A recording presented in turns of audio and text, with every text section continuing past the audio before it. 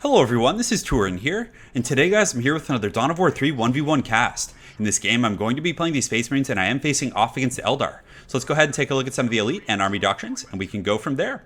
So as far as my Elites go, I do have Kill Team Ironmaw, Chaplain Diomedes, as well as the Assault Terminators. So it's really important in 1v1 to have not only an early game Elite like Kill Team Ironmaw to kind of jockey for those early, really high value points. So for example, in this map in the middle, there is this point, it has 2 requisition points, and then it also has an Elite point generator. So if you're able to get that Elite point generator online relatively early, you can get a huge power spike on your opponent. So it's important to be able to like vie for those, and even if you can't capture them, you're going to want to try and shut your opponent down and just keep it as like a neutral point. Secondly, on that same note of talking about elites, I do think it's important to have an elite point curve. So what I mean by that is you have like a 2, a 3, and a 7. So just kind of a minor scaling in terms of value. So you get the 2, and then it's not going to be long before you get 3. Whereas if you had like a 2, a 7, and a 9, it's going to be a long time before you get to that 7. And if your opponent has like an early curve, like a 2, a 3, and a 4, or something like that, he's going to have a huge power spike in you in the early game. He's going to be able to take this middle point, kill some of your shield gens, and it's just going to set you so far behind. Now, I think that's a little bit more pertinent to 1 versus 1. But I still think that, it applies to all aspects of the game, but again, especially to 1v1 matches. So I do have the Kill Team Ironmaw with the Death from Above. So essentially they can deploy anywhere on the map. Very powerful, and it also allows you to summon your other elites on top of them. So it's a great ability just all throughout the game. On top of that, I do have Chaplain Diomedes right here. He makes it so your other elites are essentially, they get like a last chance type ability. So the Eldar with Maka give that same ability that, allow or prevent your elites from dying and gives them a second chance at life. We'll come back to these doctrines in just a moment, but you can see my opponent here doing a very good play, and this is kind of like your classic RTS blocking.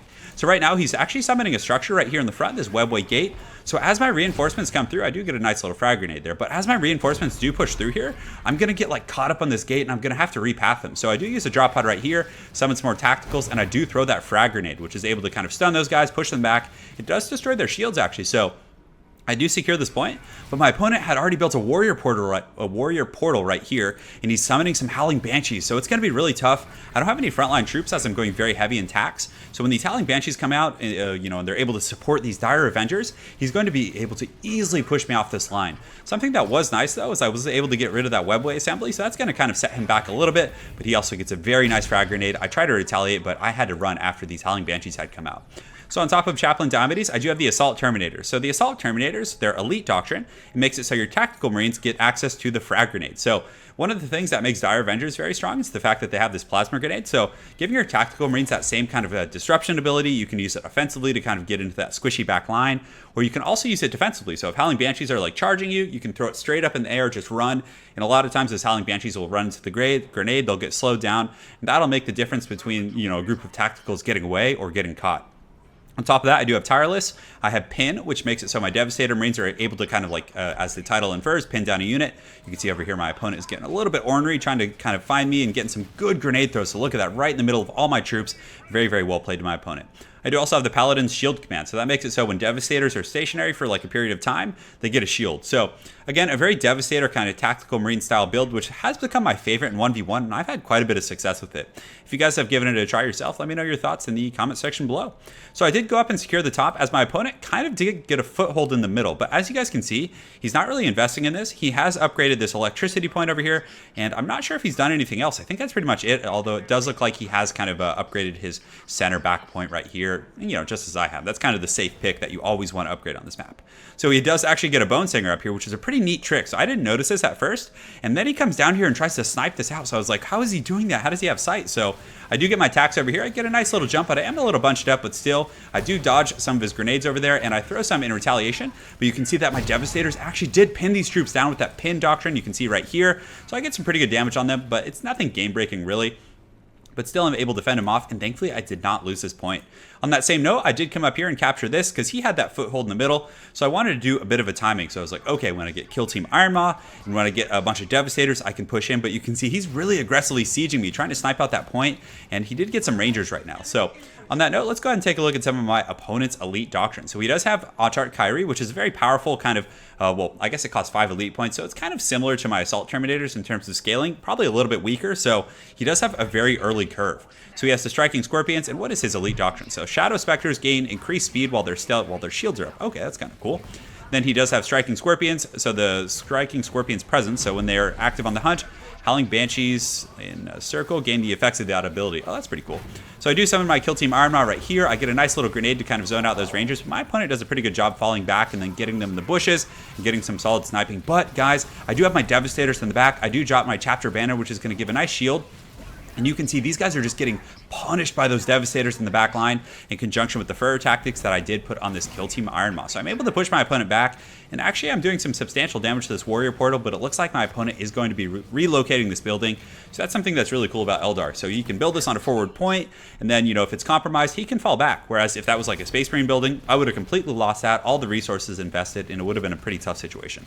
But I am still going to get this this webway assembly back here, which is nice because it's going to kind of slow down my opponent's presence in this part of the battlefield. So in kind of, you know, really pressuring this middle point, my opponent, I was able to secure the top, and I did get a listening post up here, and I'm fully upgrading this. So you can see, anytime you kind of do have an advantageous battle, rather than just like pushing your opponent down the pipe and just being like ruthless, I mean, not ruthless per se, but just being extremely aggressive, right? And greedy is the correct word I was looking for. It's really good to just upgrade your infrastructure, just so small minor gains. It's just like you're hitting the gym, you know, you don't try and like, you know, bench press like 300 pounds on the first day. You just go in, you kind of work your way up progressively. And that's kind of how I like to play this, you know, well, this particular RTS. Every game's a little bit different, but in this one, I think that kind of progressive style of play is the best way to do it. So I do get my Tactical Marines and my Devastators here, and I'm just kind of reinforcing and healing up at the Doctrine Chapel. In the meantime, my opponent is kind of just like playing a little bit passively, as we both are kind of feeling one another out. So on the bottom, he did capture this point, but let's see what the requisition is at this point. So I'm at 408 and 37, so very low. Oh, is that actually him? Well, that's him. I was going to say, I thought I had more than that. So 408 and 37 for my opponent, and for myself, I do have 552 and 43. So I'm pretty far ahead in getting this elite point, because he was putting a lot of marbles in this middle point. I think he was investing more in early game infantry, just hoping he could hold that and maybe start to get some sort of a benefit from that. But thankfully, that timing push with the Devastators, as well as you know, my Kill Team Iron Maw and the Chapter Banner, I was able to like really just secure that point. So right now, my opponent is pushing north, and he has a pretty sizable force. The army supply right now is 55 for me, and then 56 for my opponent. So very even. So he does go up here. I was actually planning on attacking his shield gen, but, you know, this was nice because I wanted an open field battle. So I do get my Devastators right here, and they start tearing into these Howling Banshees, and by that Fur Tactics and that Vortex Grenade just locks them down. I also do drop a drop pod back here, so they're just getting massacred. So that pin was so good against those Howling Banshees, and just look at them get annihilated. That's 500 resources just down the drain. And, you know, that was one of his big investments, was those Howling Banshees, and the fact that I was able to pin them, just use those frag grenades to just really shred his back line, was just so devastating for my opponent.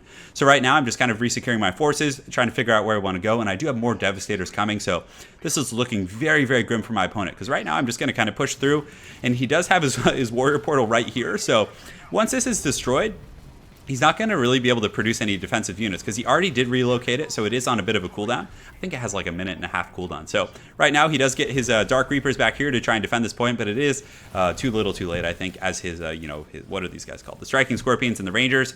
Rangers, I'm not a huge fan of these guys, although I think my opponent does have an elite doctrine for them. So what is this? Rangers in stealth gain increased speed. This lasts for a short duration after they leave stealth. So I think they gain stealth like while they're standing still. I don't really play Eldar, guys, so my apologies for my commentary as it pertains to like Eldar tactics. I really only enjoy playing the Space Marines, and I don't play this game terribly often. But when I do, I feel like I have a decent mastery of the Space Marines, and, you know, okay at the Orcs, but for the most part, I don't really know anything about the Eldar. So my apologies for that, guys. But again, I know what I know from, you know, playing against them. So that's actually game, so my opponent did drop from them there.